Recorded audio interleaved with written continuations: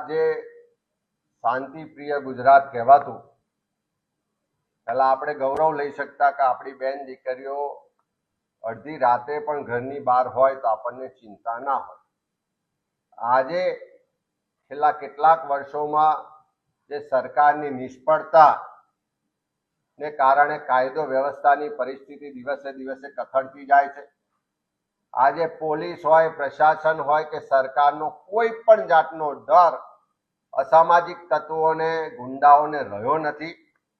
અને એના જ કારણે આજે તમારા મારા કોઈના પણ ઘરની બેન દીકરી હોય, ઘરેથી બહાર જાય તો ઘરે સલામત આવશે કે કેમ એની ચિંતા આપણને બધાને સતાવે છે. જે રીતને દુર્ભાગ્યપૂર્ણ ઘટના દાહોદમાં બની કે 6 વર્ષની માસૂમ બાળકીને એની જ શાળાના મુખ્ય શિક્ષક દ્વારા બળાત્કાર કરવામાં આવે, એની બેરહેમીથી હત્યા કરવામાં આવે અને જ્યારે તપાસ કરતા ખબર પડે છે કે આ જે બળાત્કારી હેવાનિયત કરવા વાળો વ્યક્તિ છે એ વીએચપી આરએસએસ સાથે જોડાયેલો છે, ભાજપના નેતાઓ સાથે એના ફોટા છે. ક્યાંક ને ક્યાંક કેસરી ખેસ નાખવાને કારણે એનામાં એવી હિંમત આવી ગઈ કે 6 વર્ષની માસૂમ બાળકી પર આ રીતે બેરહેમીથી બળાત્કાર કરીને હત્યા કરી. આજે ગુજરાતમાં એવી સ્થિતિનું નિર્માણ થયું છે કે કેસરી પટ્ટો નાખો અને જાણે તમને કોઈનો પણ ડર ના હોય અને ગુના કરવાનો પરવાનો મળ્યો હોય એવી સ્થિતિનું નિર્માણ થયું છે. એકલી દાહોદની ઘટના નહીં, થોડા દિવસ પહેલા વડોદરામાં અનગઢ ખાતે પણ ભાજપના જ એક નેતા દ્વારા એક પરિણીતાને ધમકી આપવામાં આવે છે, બળાત્કાર કરવામાં આવે છે અને કહેવામાં આવે છે કે આમાં કોઈ ફરિયાદ કરીશ તો જાનથી મારી નાખીશ. એ જ રીતે હમણાં મહેસાણામાં પણ એક 16 વર્ષની સગીરા પર વારંવાર બળાત્કાર કરવામાં આવે છે. છેલ્લે એની પર ગેંગરેપ કરવામાં આવે છે. એનો પરિવાર પોલીસ સ્ટેશન જઈને ફરિયાદ કરે તો ફરિયાદ લેવામાં નથી આવતી, કારણ કે જે બળાત્કારીઓ છે પોલીસના વહીવટદારો છે. ઉલટાનું પોલીસ સ્ટેશન દ્વારા એ પરિવાર પર દબાણ કરવામાં આવે છે કે સમાધાન કરી લો અને એના કનેક્શન પણ ક્યાંક ને ક્યાંક એ પોલીસ અધિકારીઓ અને તંત્ર સાથે જોડાયેલા જોવા મળે છે. આજે પણ ગઈકાલે બધા સામાજિક આગેવાનોએ, કોંગ્રેસના આગેવાનોએ પોલીસ સ્ટેશન જઈને દબાણ કર્યું, ત્યારે એફઆઈઆર કરવામાં આવીને આજે પણ હજુ આરોપી પકડાયો નથી.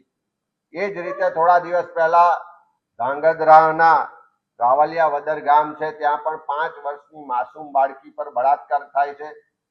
થોડા વખત પહેલા આપણે બધાએ જાણ્યું કે ભાજપના નેતાઓ સાથે કનેક્શન હોય, ફોટા હોય, નજીક ના હોય એવા વ્યક્તિઓ દ્વારા જસદણ આટકોટમાં એક શૈક્ષણિક સંસ્થાની માસૂમ દીકરીઓ પર વારંવાર બળાત્કારની ફરિયાદ થાય, એના આરોપીઓ લાંબા સમય સુધી પકડાય નહીં અને જ્યારે લોક આંદોલન થાય ત્યારે આરોપીઓને પકડવામાં આવે. આ બધા જ કનેક્શન જોઈએ તો ક્યાંક ને ક્યાંક ભાજપ સાથે જોડાયેલા કનેક્શનો નીકળે છે. કેસરી ખેસ નાખ્યો હોય ને ગુના કરવાના પરવાના મળ્યા હોય એવી સ્થિતિનું નિર્માણ છે. એનો સ્પષ્ટ મતલબ છે કે ગુજરાતમાં કાયદાનું શાસન રહ્યું નથી. આજે ગુજરાતની બેન દીકરી ઘરેથી બહાર નીકળતા નવરાત્રી આવે છે, પરિવારોને ડર લાગે છે કે અમારી દીકરી સલામત ઘરે આવશે કે કેમ. અને પેલા ટ્વિટર પર ટ્વીટ કરવા વાળા જે ગૃહમંત્રી છે એ પેલું પુલનું ટ્વીટ કરે, બીજાનું ટ્વીટ કરે, પણ દાહોદમાં નાની બાળકી પર બળાત્કાર થાય, હત્યા થાય એના પર ટ્વીટ નથી કરતા, ત્યારે કોઈ સંવેદના વ્યક્ત નથી કરતા. આ મહેસાણામાં બાળકી પર, સગીરા પર બળાત્કાર થયો છે, એની ફરિયાદ નથી લેવાતી, આરોપી પકડાતો નથી, ત્યારે કોઈ ટ્વીટ નથી થતું, ત્યારે કોઈ સંવેદના નથી આવતી.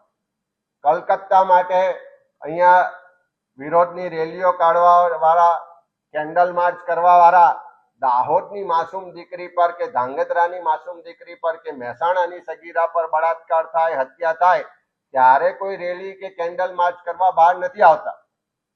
એટલે આ ભાજપના અને ભાજપના નેતાઓના જે બેવડા ધોરણો છે, એમનો ચાલ ચરિત્ર અને ચહેરો છે ખુલ્લો પડી ગયો છે.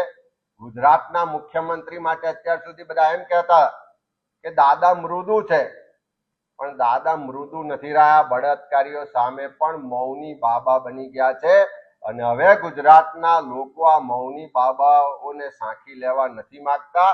ગુજરાતના પરિવારો, હમણાં ગઈકાલે જ એક બહેનનો તમે ઇન્ટરવ્યુ જોશો તો એમણે કહેવું પડ્યું કે જો સરકારની તાકાત ના હોય, સરકારનું ચાલતું ના હોય તો અમને સોંપી દો, અમે અમારી રક્ષા અમારી જાતે કરવા માટે સક્ષમ છે, અમે હથિયાર ઉઠાવવા માટે તૈયાર છે. એવું જ્યારે ગુજરાતની કોઈ નારીએ બોલવું પડે એનો સ્પષ્ટ મતલબ છે કે આ સરકાર કાયદો વ્યવસ્થાની પરિસ્થિતિ જાળવવામાં, ગુજરાતની બેન દીકરીઓની रक्षा કરવામાં संपूर्णपणे निष्ठा। खबरों के लिए चैनल को सब्सक्राइब कीजिए।